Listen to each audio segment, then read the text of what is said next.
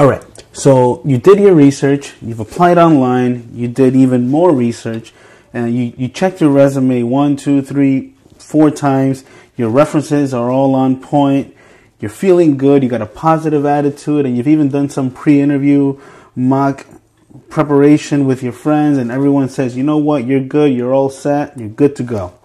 Now the day of the interview comes, and the job goes to someone else.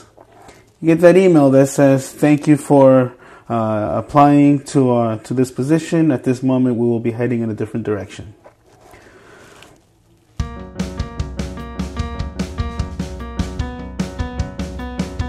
In a city like New York, anything is possible. That includes your well thought out plans going straight down the drain. Fortunately for you, that happened to me, and I've decided to include you in my trip to doing the best that I can with what I have to be the best that I can be. Whatever that means. Hi, it's Ricardo from Do More, Be More. So this topic for today, it's a little frustrating to some people. So how many of you have gotten that response or that result from applying to a position, going to the interview, and then it just all goes down the drain? Well, I'll tell you, I have. I've gotten that a couple times actually. And when you get that email and you think you're going to get it, you just start thinking, you know, you were the perfect person for the job. You wore the right suit, you prepared, you spoke correctly, you didn't use run-on sentences, you had a firm shake. But yet it wasn't enough. You don't know why. Well, I'm not here to say we're going to go over things that are going to get you the job, hands down. I've seen a lot of people do that on YouTube, and it's really not fair because it's not their decision, it's not what they say, it's what the hiring manager says. So what we're going to go over today is the things that we can cover to make sure that we at least know we did everything we could. And that's what we're going to go over. We're going to go over it through 2 different phases. One, before I go on the interview, because as you know, I'm going to an interview today. And then I'm going to come back and I am going to speak with you about how I felt it went, what I probably left out, and what I've learned from here on. And hopefully there are things there that you can use, that you agree with. And if there's something that you feel I left out, you can be helping me for my next interview if this one goes down the drain as well. So let's work together and see where that goes. And well, without further ado, we got some more tips. So today is the day of the interview, and I want to make sure that I dot all my I's and cross all my T's, if that's how you say it. What you want to make sure first is you want to make sure you hit all the points that we already know we need to cover. Everyone says that you got to do the proper handshake, you got to wear black shoes, you got to wear a dark suit.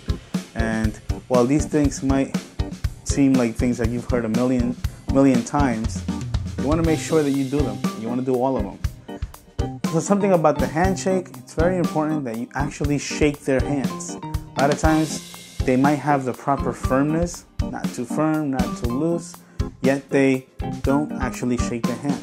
And that's actually the whole purpose of it. The shake is actually what makes it a handshake. So having said that, we move on to the next part.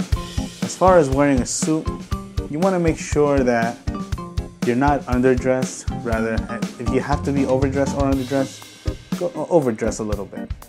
If you're applying for something in a retail kind of field, I used to work in retail some time ago. I actually showed up for an interview for customer service at Zara, and I went with a suit. Did I have to do that? Probably not, because it was a very casual interview. It wasn't even really in a private setting. It was more in like within the actual floor where there's customers passing. It was very casual, but at the same time, at least I knew that I did the most that I could.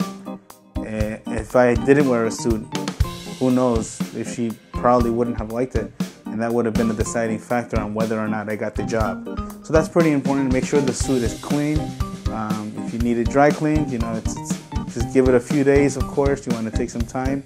Your shoes, they don't have to be the nicest, most expensive, softest leather out there, but they do need to be clean. They do need to be polished.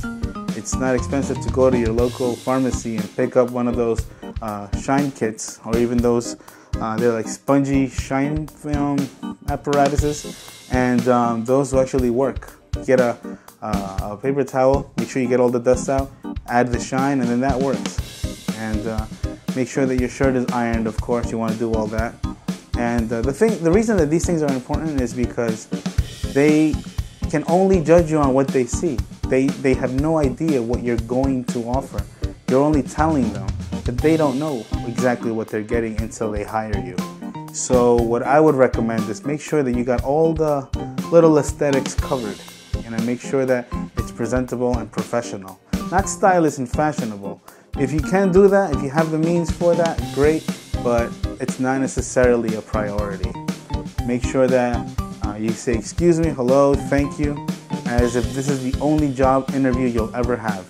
Because if you do that, they'll know. They'll pick up on that. And I've noticed that women mostly pick up on these things more because obviously they're more attentive to some of these details. And that's something that they'll appreciate.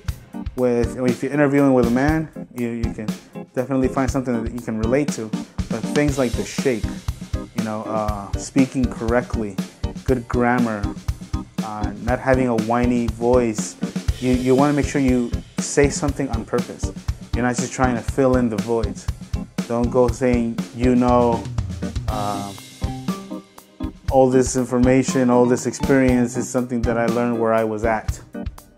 You can't speak this way at a job interview because it shows a lot about your education and also about the type of people that you've been working with. And even if it's somewhere that was very prestigious,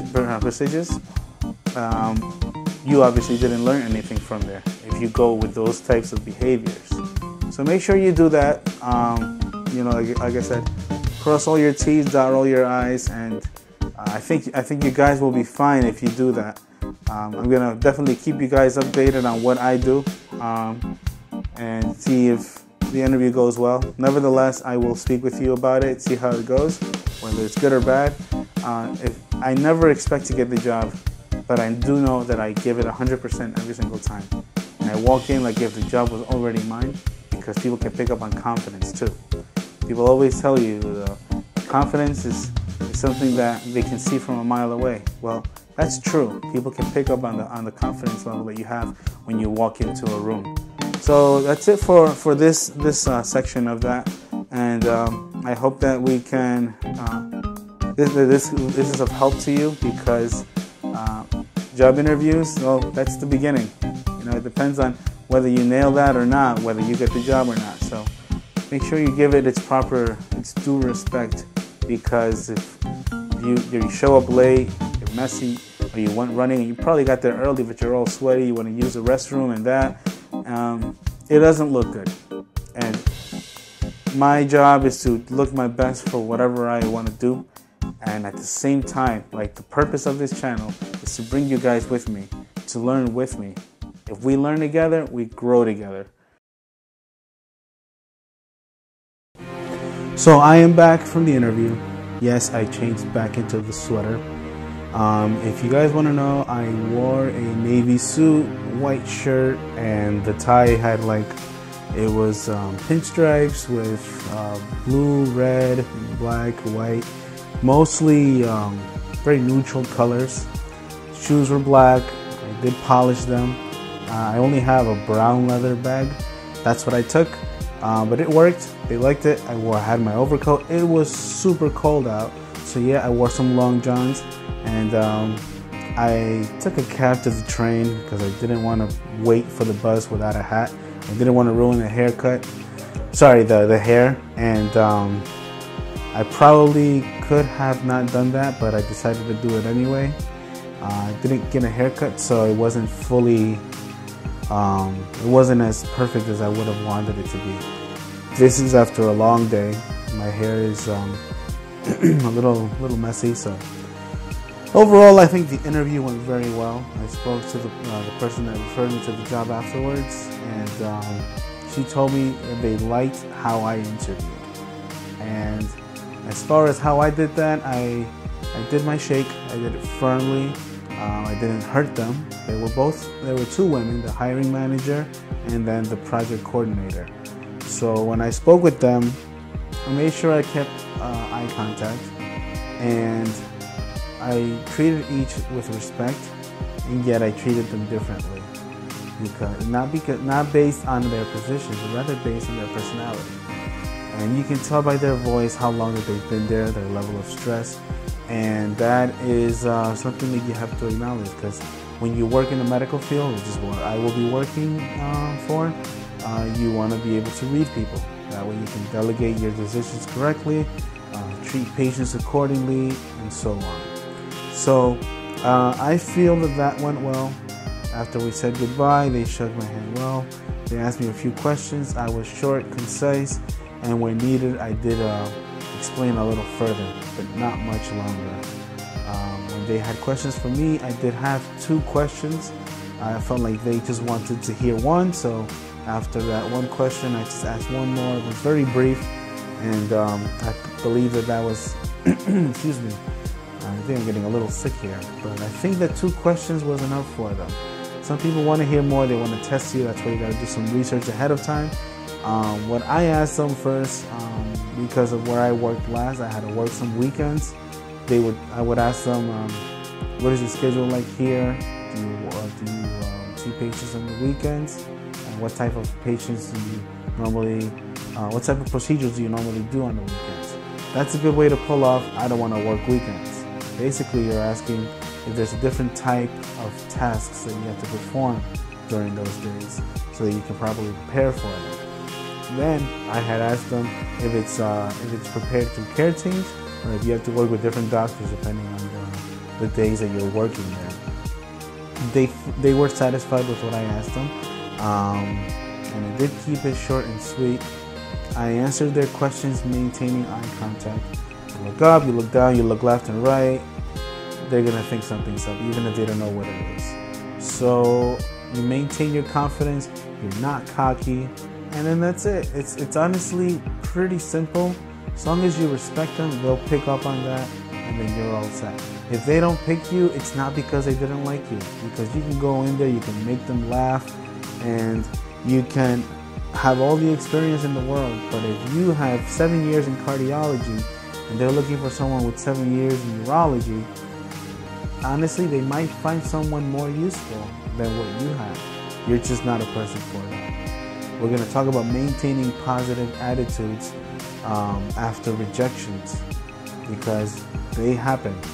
It's rare that somebody gets a job on the very first try. So that's what I've learned.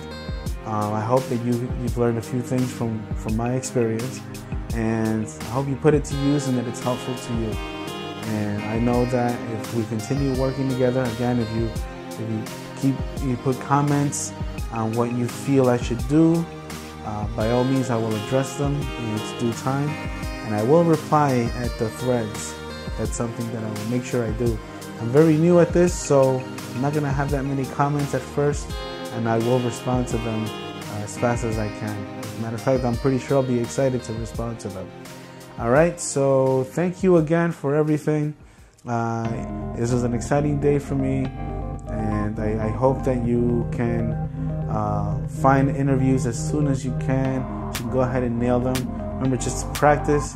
Have your suits ready ahead of time. If you want to dry clean them, please do that. Polish your shoes, and grab a friend.